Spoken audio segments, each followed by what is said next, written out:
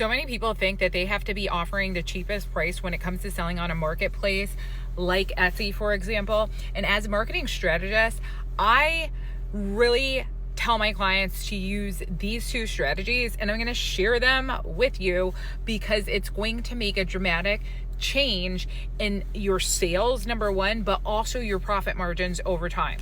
So when you're selling on a marketplace, yes, you are toe-to-toe with your competitor on a search engine results page, and the consumer is looking at your offer and their price and your price, but also the reviews. And people forget about this. The more demand you have and the more people you have really vouching for your product, the higher the price you can command. And yes, sometimes your sales per month will drop, but it doesn't matter because when you do the number crunching on the back end, your profit and your revenue has increased. So when you launch a product on a marketplace with 0 reviews, 0 credibility for that product, you want to be using a penetration pricing strategy. And I did not come up with that term. This is textbook marketing.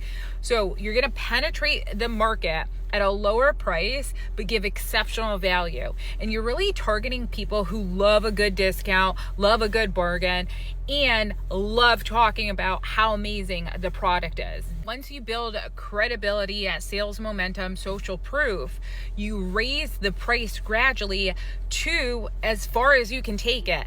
And that's the second strategy. You want to be using a price elasticity, and it's just exactly like it sounds. Imagine you had a rubber band and you were stretching it to see at the point that it snaps.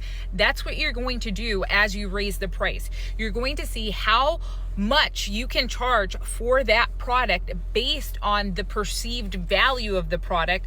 Now that you have a lot of sales, a lot of credibility, a lot of social proof, a lot of people saying how wonderful it is, until you realize that sales have dropped and your revenue has dropped.